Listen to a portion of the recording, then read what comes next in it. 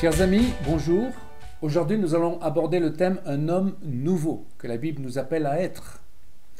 Et je dirais pour commencer combien il est important pour l'Église d'avoir en vis-à-vis Israël pour ne pas tomber dans l'idolâtrie. Je m'explique. L'Église, dans son histoire, a dû combattre pas mal d'hérésies, toutes portées sur la personne de Jésus ou sur la Trinité. Pourquoi ? Je dirais tout simplement parce que l'Église finalement a quitté la pensée hébraïque. Lisons pour cela Genèse 9, 27. Que Dieu étende les possessions de Japheth, qu'il habite dans les tentes de Shem. Japheth désigne l'Occident en général. Son petit-fils, c'est Yavan. Yavan, c'est la Grèce. Et donc finalement, l'Occident a été vraiment béni par l'apport de la pensée médicale, artistique, scientifique. Dieu a étendu les possessions de l'Occident. Mais la deuxième partie de la phrase dit ceci, que Japheth habite dans les tentes de Shem. Cela signifie que l'Église, la chrétienté spirituellement, ne doit pas quitter la pensée hébraïque. Or, c'est ce qu'a fait l'Église, ce qu'a fait la chrétienté.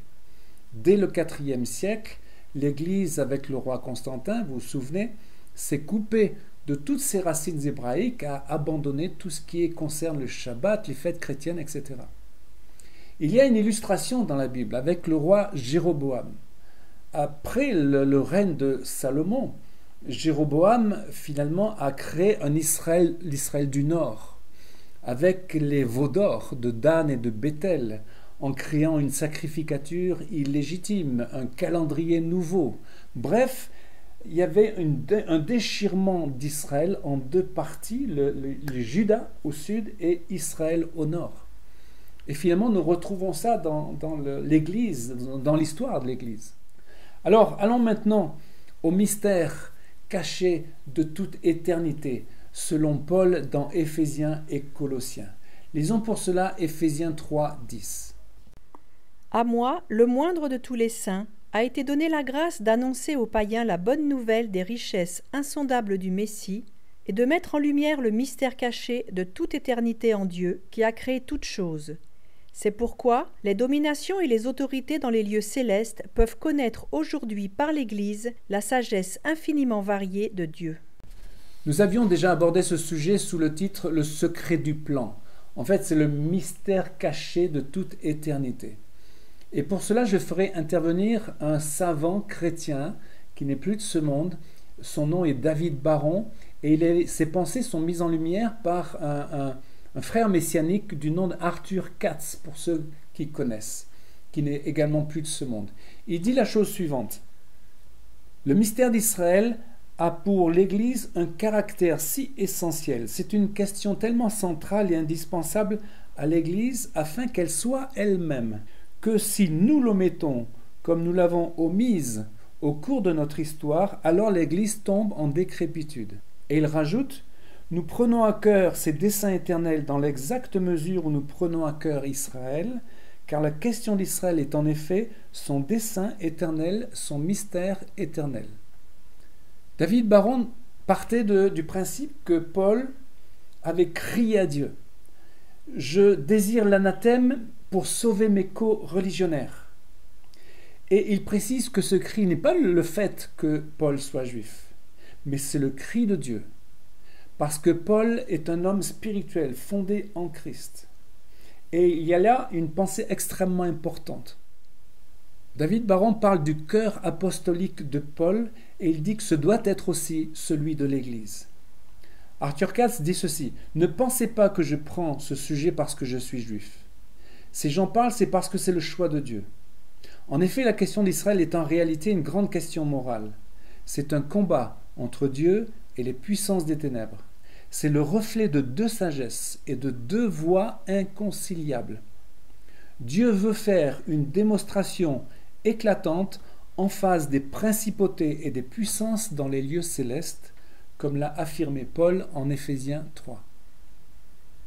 Alors, maintenant parlons de l'homme nouveau. Et pour cela, lisons Éphésiens 2, 14. Car il est notre paix, lui qui des deux n'en a fait qu'un, et qui a renversé le mur de séparation, l'inimitié, ayant anéanti par sa chair la loi des ordonnances dans ses prescriptions, afin de créer en lui-même avec les deux un seul homme nouveau en établissant la paix, et de les réconcilier l'un et l'autre en un seul corps avec Dieu par la croix, en détruisant par elle l'inimitié. Soulignons que ce sujet est extrêmement important parce qu'il est la conséquence de l'œuvre de la croix. Christ est notre paix. Il est notre prince de la paix, Sar Shalom en hébreu. Mais le shalom, ce n'est pas simplement une harmonie, une paix, c'est beaucoup plus. C'est l'accomplissement des choses. C'est la complétude, si on peut dire ce mot. En Christ, nous sommes un seul homme nouveau. C'est-à-dire que nous portons deux identités en une. Je m'explique. Donnons l'image du couple. Personnellement, en épousant Sophie, je suis devenu un autre homme, un homme nouveau. Pourquoi ? Parce que j'ai pris en compte la culture de ma femme, l'origine de ma femme, ses désirs, ses goûts, parce que tout simplement, en deux personnes, comme dit Genèse 1, nous sommes un. Nous devenons un avec deux. C'est la même chose concernant le couple prophétique Israël et l'Église. Le chrétien qui représente le côté féminin, rappelez-vous Sarah et Abraham, aime Israël comme la femme aime son mari. Alors bibliquement, l'homme est soumis à Christ. Il est le Messie juif par excellence. C'est pourquoi la judaïté de Jésus est si importante. Et c'est pourquoi également Israël est important. Car cet Israël que Dieu nous demande d'aimer est une conséquence de l'œuvre de la croix, parce que Jésus a renversé le mur de séparation et l'inimitié.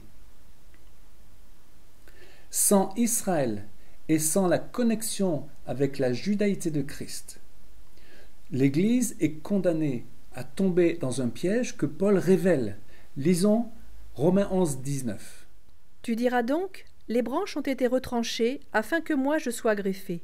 Cela est vrai, elles ont été retranchées pour cause d'incrédulité, et toi, tu subsistes par la foi. Ne t'abandonne pas à l'orgueil, mais crains, car si Dieu n'a pas épargné les branches naturelles, il ne t'épargnera pas non plus. Paul explique que si nous tombons dans cet orgueil de nous croire suffisants en nous-mêmes, que l'Église se croit suffisante en elle-même, elle sera retranchée. Le piège aujourd'hui, c'est de faire de Jésus un Dieu grec. Simplement, de faire un Dieu qui correspond à notre propre nature, puisque nous sommes des nations. Il faut qu'il y ait un vis-à-vis, il faut qu'il y ait une différence.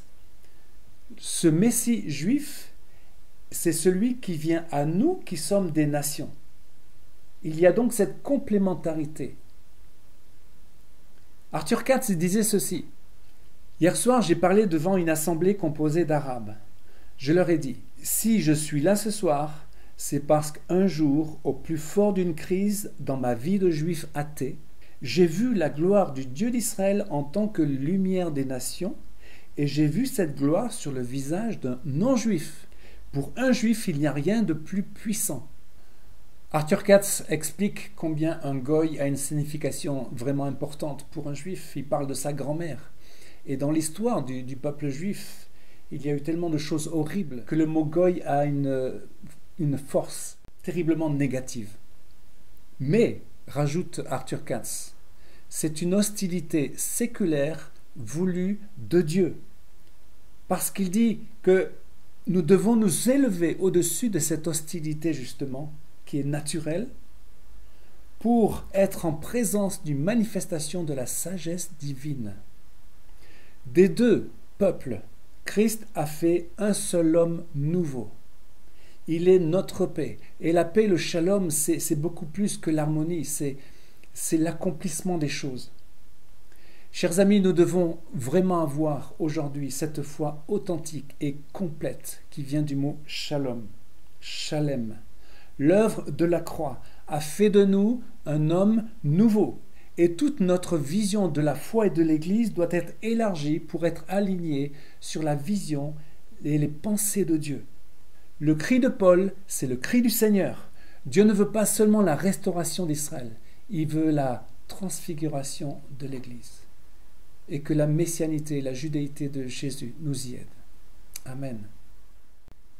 Chers amis, à une prochaine fois pour une nouvelle vidéo en direct de Jérusalem.